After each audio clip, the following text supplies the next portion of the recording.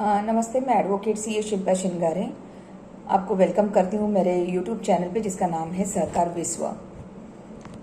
Friends, आज का जो वीडियो है ये सोसाइटी मेंटेनेंस के बारे में है, क्योंकि मुझे काफ़ी सारे ईमेल्स आते हैं, मैसेजेस आते हैं और मुझे कॉल भी आते हैं। और मुझे ऐसा लगता है कि ये जो एरिया है सोसाइटी मेंटेनेंस चार्जेस का, ये काफ़ी कंफ्यूजिंग है। Lot of litigation, it involves lot of litigation. Clarity नहीं है मेंबर्स में और कमेटी मेंबर्स में कि इसको कैसे चार्ज करें। तो इस वीडियो में हम लोग देखेंगे कि सोसाइटी मेंटेनेंस क्या होता है, क्या हमें सोसाइटी मेंटेनेंस देना ज़रूरी है। अगर हम लोग मेंटेनेंस नहीं देते हैं तो सोसाइटी हम पे कुछ कार्रवाई कर सकती है। अगर कोई मेंबर मेंटेनेंस नहीं देता है तो सोसाइटी या मैनेजिंग कमेटी के ऑब्लिगेशंस क्या है। कुछ रूल्स एंड रेगुलेशंस हैं जो ये मेंटेनेंस के बारे में डिपार्टमेंट ने रिलीज किए हैं। तो ये सारी चीज़ों का ब्यौरा हम लोग इस वीडियो के थ्रू लेंगे। ओके, तो सबसे पहले ये समझ लेते हैं कि सपोज आप महाराष्ट्र में हो तो आपकी जो हाउसिंग सोसाइटी है जिसमें आप मेंबर हो, तो ये हाउसिंग सोसाइटी रजिस्टर्ड होती है महाराष्ट्र कोऑपरेटिव सोसाइटीज एक्ट 1960 के तहत। और कोऑपरेटिव ये स्टेट सब्जेक्ट होने की वजह से हर स्टेट में अपना अपना कोऑपरेटिव लॉ है। तो अगर आप गुजरात से हो तो आप गुजरात कोऑपरेटिव स्टेट लॉ के अंडर आपका हाउसिंग सोसाइटी रजिस्टर होगा।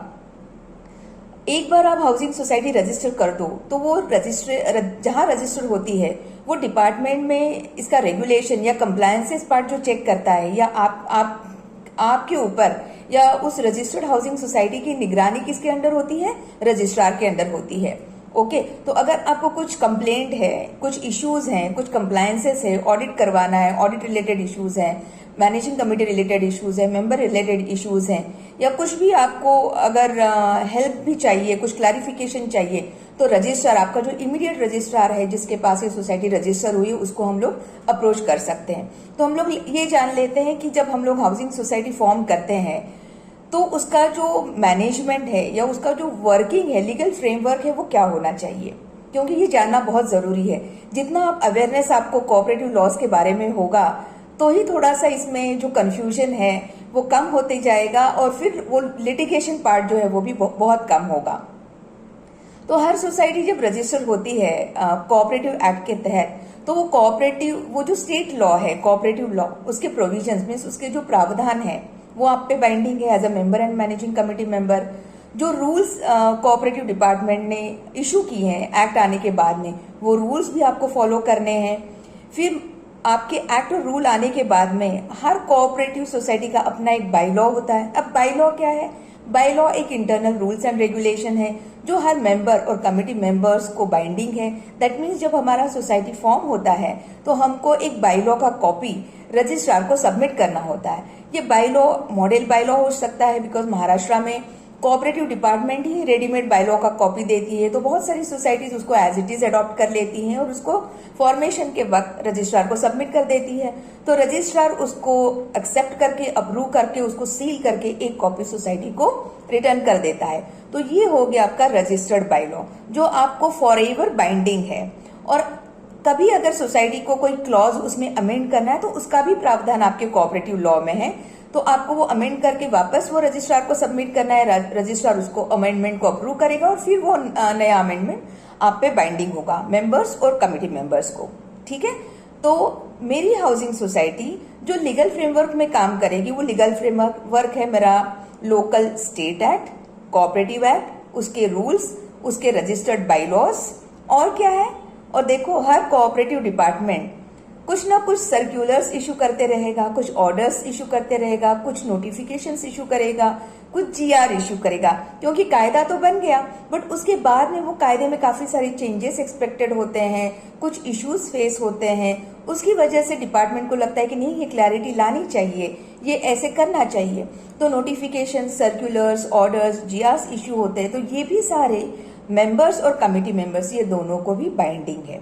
ठीक है, अगर न, तो अभी हम लोग ये वीडियो किसके लिए आपको सुनना है? आपको ये वीडियो सुनना है कि सोसाइटी मेंटेनेंस कैसा दें, इक्वल दें या स्क्वायर फीट बेसिस पे दें। क्योंकि मुझे जो कॉल आते हैं वो मैक्सिमम इसी टॉपिक पे आते हैं कि मैडम सोसाइटी को मेंटेनेंस इक्वल पे लेना चाहिए, इक्वली कलेक्ट करना चाहिए या स्क्वायर फीट बेसिस पे करना चाहिए। तो सोसाइटी को पहले मेंटेनेंस कलेक्ट ही क्यों करना चाहिए? ये तो फर्स्ट क्वेश्चन हमको थोड़ा सा क्लैरिफाई करना है। अगर आप आपका बाई लॉ देखोगे तो बाई लॉ में जो ऑब्जेक्ट क्लॉज है, ऑब्जेक्ट क्लॉज में पहला ऑब्जेक्ट क्या होता है कि कन्वेंस लेना है मुझे बिल्डर से, फिर आता है कि सोसाइटी का मेंटेनेंस करना है, लैंड एंड बिल्डिंग जो है सोसाइटी की उसको हमको रिपेयर्स मेंटेनेंस प्रॉपरली मेंटेन करना है, क्योंकि वहां फैमिलीज रहती हैं, रेसिडेंशियल बिल्डिंग है, कमर्शियल बिल्डिंग है, तो वहां लोग आएंगे, बिजनेस करेंगे, है ना। तो उनके लिए वो रिपेयरिंग मेंटेनेंस वो सोसाइटी का प्रॉपर होना चाहिए, वो स्ट्रक्चर का होना चाहिए। और अगर वो स्ट्रक्चर को प्रॉपरली मेंटेन करना है, कायदे की कुछ प्रोविजंस को अगर कंप्लाई करना है, तो पैसा तो चाहिए ना। मेंटेनेंस कैसे करेगी मैनेजिंग कमेटी? उसको मैनेज करने के लिए इलेक्शन थ्रू आपने मैनेजिंग कमेटी वो तो ला दी, बट मैनेजिंग कमेटी उसको मैनेज कैसे करेगी जब तक कुछ पैसा कलेक्ट ना हो? तो उसी के लिए हमको सोसाइटी मेंटेनेंस हर मैनेजिंग कमेटी अपने मैनेजिंग कमेटी में पूरे खर्चे का ब्यौरा लेती है। फिक्स्ड एक्सपेंसेस कौन से, रेगुलर एक्सपेंसेस कौन से, कैपिटल एक्सपेंडिचर क्या होगा, जैसे सिक्योरिटी वाला होगा, वाटर चार्जेस हो गए, प्रॉपर्टी चार्जेस होगा, इलेक्ट्रिसिटी होगा, वॉचमैन का सैलरी होगा, गार्डनर का सैलरी होगा, स्वीपर का सैलरी होगा, ऑडिटर की फीस हो सकती है। तो ये सारे जो खर्चे हैं ये कहाँ से सोसाइटी कलेक्ट कर सकती है? तो ये मेंबर से कलेक्शन होगा। और जब आप कोऑपरेटिव में सोसाइटी फॉर्म करते हो ना, तो कोऑपरेटिव का एक प्रिंसिपल होता है, आप इकट्ठा आए हो तो कोऑपरेटिव एक साथ रहने के लिए आए हो, तो यहाँ by the member for the member वाला कंसेप्ट है, फंडा है। तो कोऑपरेटिव हाउसिंग सोसाइटी में प्रॉफिट करना इज नॉट द मोटिव, है ना। तो जो खर्चे हैं वो खर्चे से इक्विवेलेंट हमको कलेक्शन मिनिमम आनी चाहिए। तो आपकी हाउसिंग सोसाइटी के मैनेजिंग कमेटी मेंबर्स अपने मैनेजिंग कमेटी में ये सारे खर्चों का ब्यौरा लेते हैं और फिर वो उसको डिसाइड करते हैं कि उसको किस तरह से कलेक्ट किया जाए। तो ये कलेक्ट किस तरह से किया जाए, इसके लिए मैनेजिंग कमेटी मेंबर्स को क्या ध्यान रखना है, उनको बाई लॉ क्लॉज 65 to 67, अगर आप महाराष्ट्र में हो तो बाई लॉ क्लॉज 65 to 67 आपको फॉलो करना है। तो उसमें सर्विस चार्जेस का डेफिनेशन दिया है कि सर्विस चार्जेस में क्या क्या आता है। तो वहां सब आपको दिया है कि ये जैसे सिक्योरिटी है, आपका ऑडिट फीस है, आपकी गार्डनर की सैलरी है, मैनेजर की सैलरी है। तो ये जो कॉमन एक्सपेंसेस है ये आपको इक्वली डिस्ट्रीब्यूट करने हैं। दैट मीन्स भले ही किसी मेंबर का फ्लैट 2 BHK का हो, 3 BHK हो, 4 BHK हो, तो ये जो एक्सपेंसेस है जो सर्विस चार्जेस करके डिफाइन किए गए हैं, लिफ्ट मेंटेनेंस, ये भी आपको इक्वली डिस्ट्रीब्यूट करना है। तो आपका बाई लॉ 65 to 67 बता रहा है कि जो सर्विस चार्जेस के डेफिनेशन में सर्विस चार्जेस दिए हैं, जो हेड्स दिए हैं, उनको आपको इक्वली कलेक्ट करना है। आप कभी भी वो स्क्वायर फीट बेसिस पे कलेक्ट नहीं कर सकते, उसका लॉजिक ही वो नहीं है। क्योंकि आप 1 BHK में रहो या 3 BHK में रहो, आपके एरिया पे ये डिसाइड नहीं होता है ना कि आपका वॉचमैन 1 BHK वाले को कम ध्यान दे रहा है और 3 BHK वाले को ज्यादा ध्यान दे रहा है, या ग्राउंड फ्लोर वाला बोल दे कि मैं ग्राउंड फ्लोर पे रहता हूं तो मैं लिफ्ट यूज नहीं करता हूं तो मैं लिफ्ट मेंटेनेंस नहीं दूंगा। तो इसीलिए सर्विस चार्जेस डिफाइन किए हैं डिपार्टमेंट में, और ये सर्विस चार्जेस इक्वली ही आपको एलोकेट करने हैं। तो जितने आपके नंबर ऑफ फ्लैट्स है, तो सपोज अगर मैनेजिंग कमेटी बैठी है और उनको लगता है कि 10,000 का खर्चा आएगा और आपके 100 यूनिट्स हैं, तो 10,000 डिवाइडेड बाय 100, तो आपका जो मेंटेनेंस होगा वो 100 रुपीज पर मंथ आएगा। ये इक्वली डिवाइड होगा। फिर बाय लॉ में कुछ खर्चे ऐसे भी दिए हैं कि जो स्क्वायर फीट बेसिस पे जाएंगे, जैसे प्रॉपर्टी टैक्स है, तो हर बंदा, हर फ्लैट ओनर, हर यूनिट होल्डर अपने एरिया के हिसाब से प्रॉपर्टी टैक्स देगा। पेंटिंग का खर्चा जो आप एक्सटर्नल पेंटिंग करवाओगे तो वो आप स्क्वायर फीट बेसिस पे लेना, है ना, जो आउटर टू आउटर पेंटिंग आपको होगा। अगर वाटर चार्जेस है तो इनलेट, नंबर ऑफ इनलेट के बेसिस पे होगा। तो अगर सपोज आपका बिल्डिंग है 4 विंग का और उसमें सारे फ्लैट्स 1 BHK के हैं, तो वो इक्वली ही जाएगा, बिकॉज हर फ्लैट में उतने ही इनलेट्स होंगे, उतने ही टैप्स लगे होंगे जो 100 फ्लैट में लगे। एक फ्लैट में जितना लगा है वही 100 फ्लैट में लगेगा, तो वो केस में वो इक्वली जा सकता है। बट अदरवाइज सपोज आपका कॉन्फ़िगरेशन कोई 1 BHK वाला है, कोई 2 BHK है, कोई 3 BHK, कोई स्टूडियो अपार्टमेंट है, तो वो नंबर ऑफ इनलेट्स पे जाएगा। तो ये सोसाइटी मेंटेनेंस किस तरह से कलेक्ट करना है, ये आपके बाय लॉ में, महाराष्ट्र के मॉडल बाय लॉज में 65 to 67 में दिया हुआ है। अब सवाल ये आता है कि अगर किसी मैनेजिंग कमेटी ने ये जो मेंटेनेंस या जो सर्विस चार्ज इक्वली लेना है वो स्क्वायर फीट बेसिस पे ले लिया तो क्या होगा?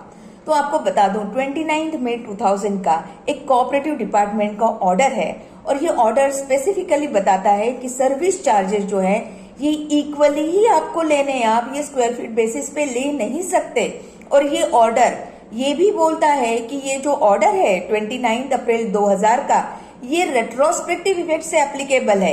रेट्रोस्पेक्टिव मीन्स इसके पीछे से ये एप्लीकेबल है, तो ये 26 मई 1999 से एप्लीकेबल है। और ये ऑर्डर ये भी बोलता है कि कोई भी हाउसिंग सोसाइटी कमेटी जो मेंटेनेंस है वो स्क्वायर फीट बेसिस पे सर्विस चार्जेस जो इक्वली लेने हैं, जो बाई लॉज में स्पेसिफाई किए गए हैं, वो स्क्वायर फीट बेसिस पे नहीं ले सकती है। ठीक है, तो ये क्लैरिफिकेशन हो गया। अगर अभी क्वेश्चन ये आता है कि किसी मेंबर को ऐसे लगता है कि मैनेजिंग कमेटी ने मेंटेनेंस ठीक से नहीं चार्ज किया है, गलत चार्ज किया। अभी देखो मैंने बताया कि नोटिफिकेशंस भी इश्यू होते हैं, तो जैसे ट्रांसफर प्रीमियम है, नॉन ऑक्यूपेंसी चार्जेस है, इसके नोटिफिकेशंस इश्यू हुए हैं। तो ये जो चार्जेस है ये नोटिफिकेशन के हिसाब से हमको कलेक्ट करने मैनेजिंग कमेटी को। तो कोई मैनेजिंग कमेटी सपोज नोटिफिकेशन के अगेंस्ट जाके एडिशनल पैसे अगर कलेक्शन करती है तो ये इनवैलिड है, इलीगल है, और इसके लिए जो मेंबर है ये रजिस्ट्रार के पास कंप्लेंट कर सकता है। लेकिन at the same time cooperative department का और एक ऑर्डर है जो बोलता है कि कोई भी मेंबर अगर गलत भी मेंटेनेंस लगाया है तो आपको आपका मेंटेनेंस रुकाना नहीं है, आपको आपका मेंटेनेंस सोसाइटी को पे करना है। तो आप सोसाइटी को मेंटेनेंस हर मंथ या हर क्वार्टर जो कोई आपका फ्रीक्वेंसी हो बिलिंग का आप पे करते रहिए। और अगर आप खुश नहीं है, आपको लगता है कि ये मेंटेनेंस गलत चार्ज हो रहा है, रूल्स के हिसाब से नहीं हो रहा है, बायलॉज के हिसाब से नहीं हो रहा है, ऑर्डर के हिसाब से नहीं हो रहा है, तो आप वो चेक दीजिए, लेकिन चेक के साथ आप वो अंडर प्रोटेस्ट पे कर रहे हैं, ऐसा आप एक लेटर सोसाइटी को हर महीना और हर क्वार्टर दे सकते हैं। तो कल अगर, क्योंकि क्या होगा, ये तो हो गया कि आपको क्या करना है। अगर सपोज आप मेंटेनेंस नहीं भर रहे हो, आपने ये सोचा कि सोसाइटी ने गलत चार्ज कर दिया तो मुझे तो नहीं भरना है, मुझे पेंटिंग तो नहीं करवाना है, सोसाइटी तो पेंटिंग चार्जेस कलेक्ट कर रही है। एक नया पेंटिंग सपोज कुछ कॉन्ट्रैक्ट सोसाइटी ने दिया जिसमें लाख्स और करोड़ में खर्चा है और आप चाहते कि वो पेंटिंग ना हो, लेकिन अगर जनरल बॉडी ने ये एक्सेप्ट किया है, रेजोल्यूशन पास किया है, तो सेक्शन 72 तो बोलता है कि जनरल बॉडी सुप्रीम अथॉरिटी।